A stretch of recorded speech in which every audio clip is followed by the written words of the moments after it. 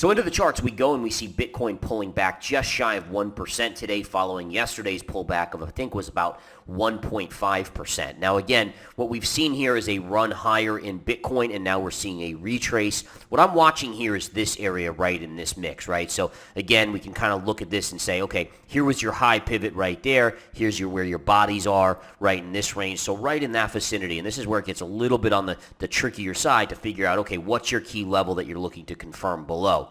Bottom line is, I'm still bullish on Bitcoin. In fact, you guys saw what I did this morning. I picked up Solana on this classic retrace. Take a look at the retrace on Solana, and look at this run, by the way. Beautiful bounce. So we basically got below $31 right into this support. You have a trend line right there, and I picked it up right there at $30.97, and look at the move already. And again, bottom line is, when you see a move up from, all right, so we're going to take this from this point here, from 30.5 to $38.70.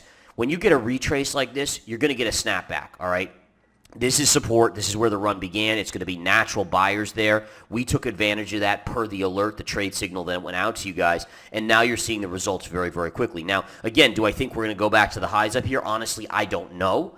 But do I think we could potentially get back to 33 to 34 right up here? Yes, I do think that is kind of where this is headed in the near term. And then whether or not it goes back to 38 or beyond is going to be all up to Bitcoin and what do we see Bitcoin do, right? Do we see Bitcoin start to break out and head towards 22,500, then maybe 25,000, or is it kind of stalling out here and starting to show us the beginnings of weakness? And again, that's what I'm watching very, very closely.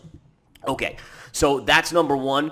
Just going back to Bitcoin's chart again, you can see again we are bouncing off the lows. But again, I'm watching to see where this closes in the near term. Again, if you continue down, this is going to be your next level of support. We talked about this yesterday, right around 20,000 or so, just above 20,000.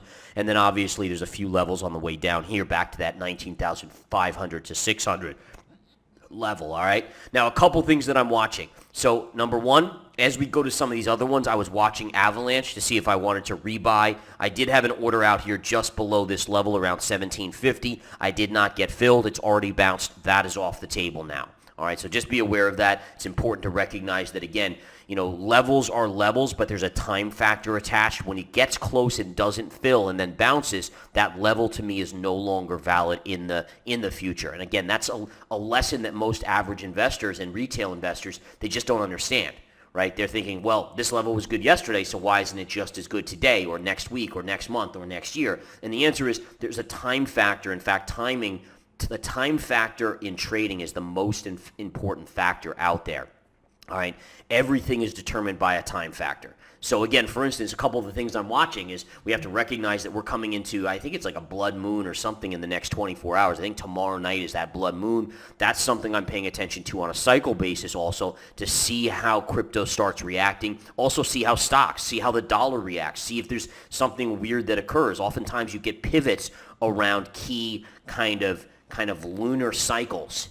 And again, for some of you guys, you might be rolling your eyes saying, oh boy, but honestly, proof is in the pudding, and I've factored in and found pivot points and major cycle dates that have worked out an eerie amount of times based on some of this stuff. So again, I'm just trying to do my best to enlighten you into how my thought process works, what I take into effect. And what I always say when it comes to like lunar cycles or solar cycles or other cycles is that, you know, if you think about the moon, right, and the moon has the power to affect the tides on this earth, right? We know 70% of the earth is water, and the tide comes in and goes out based on the moon, all right? And then keep in mind the body, our bodies, the human body is made up 80%, 70-80% of water, right?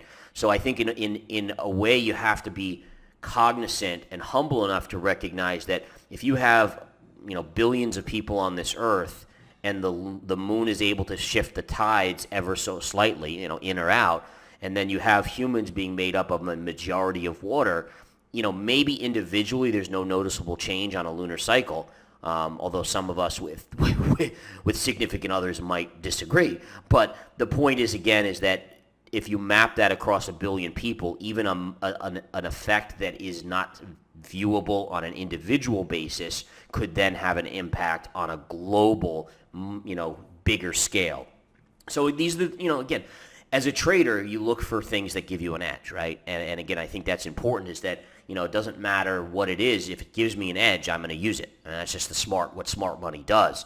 And so again, just something to keep in mind there in regards to lunar cycles, and one thing that I'm watching for in tomorrow. Basically, not tomorrow, it would be the following day. It would be on Wednesday that I'd pay attention to it. And interestingly enough, we have CPI data coming on Thursday, and obviously some other stuff coming out here as well. All right, so that's where we are on that. So Avalanche, again, we took profits on Avalanche. I almost got back into that one today as well, but instead I didn't get filled. But Solana, yes, we're back in. Let's take a look at Polkadot here. Polkadot ripping higher. What I love about Polkadot has now been, at least this is the latest that I've heard, classified as a commodity like Bitcoin. That's hugely bullish for Polkadot. That's why it's actually moving up today and hitting new recent highs. That's a very good indicator that we should at least see this high level up here on Polkadot. So again, if you remember what Gary Gensler said, originally he said, all right, in the very least, Bitcoin's a commodity, but now it's seeming like Polkadot can also be viewed as a commodity. And again, that takes a lot of the risk out of regulation on Polkadot. And again, at least this is the latest that I'm hearing. So if that's the case, and again, certainly by the move today up 6%, that does look like it's the case. That's very, very, very bullish for Polkadot in the near term here. All right, so that's a good one there. And again, we are holding that, and I continue to like that. So I'll continue to monitor and see. Let's take a look at Cardano here as we bring up Cardano. Cardano's also upticking ever so slightly. Did have a big down day, but remember on Cardano, I mean, again, I almost want to even get rid of all this other stuff, right?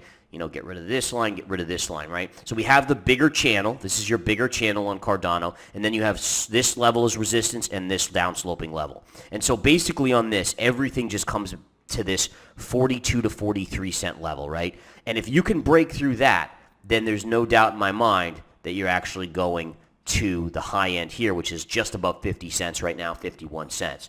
And honestly, at that point, would I probably take profits? Yes. Is there a chance we could make a move all the way up into this level? Yeah, of course there is. But in the very least, I think I wouldn't get too greedy, considering in my mind there's no doubt, literally no doubt, that we're still in a bear market. And again, I want to be careful in a bear market because gains can go very, very quickly. And a good example of this, by the way, is Solana, right? So if we go back to the Solana chart, all right, so I sold my Solana upwards of this area here. It popped even further than that, but look at how fast it was, to the point where we would have been out of the money right down here, right? So when it was back to the lows, we would have lost all the gains, that 14% that we took just a day and two prior as it came back in. And then what's amazing, we were able to rebuy here, and now we're in the money pretty decently on this trade again. And so it just shows you that in bear markets, they're going to have pops.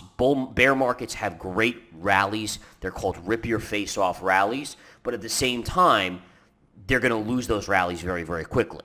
All right, case in point, look at the stock market, right? I mean, how quickly, if we go to the SPX, I mean, these have been tremendous rallies. Like this, from this low to this high was only 5 days, but it was like almost 10% on the S&P 500. And then look, literally a couple days later, it's making new lows. Then you had a bounce, then here's your quick rally, and then you're coming back in. I mean, this is the trend, and you could zoom out and you could see the trend. So you get these bounces, but then very quickly you're making new lows. And we always talk about this in the stock market side, but it applies to crypto as well.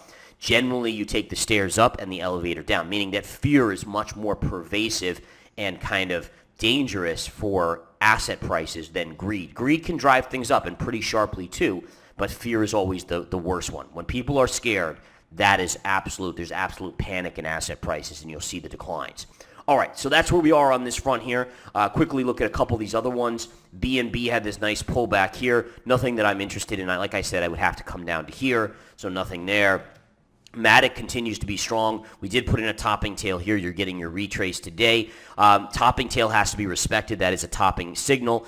If it went higher, would I potentially be interested in shorting this trend line here? Yeah, this would be your trend line short for me. I don't think I'm going to short the topping tail here, even though it has to be respected. But at the same time, I think I would be interested in maybe shorting, 140-ish, right up here, 139, 140 on Polygon. All right. Let me see what else we have here. Let's look at Chainlink real quick, see what we got on that chart. Yeah, Chainlink had a nice drop, and then look at that, right back up today, so that's good. Interesting that Bitcoin isn't doing that same sort of thing. If you look at Bitcoin, we've continued to pull back just a little bit here, but some of the other cryptos are actually performing pretty darn well today, you have to admit. All right. I think that's really all I have for you guys today. But again, love getting out another trade to you guys. And again, as we get more volatile in cryptocurrency, there'll be more and more trades. We've come out of a lull period, but we were still able to generate alpha, generate profits. And now, again, we can see the quick retrace gave us another opportunity on Solana, and right back in we go. You guys have a great one. Thank you, as always, for being members. Talk to you soon.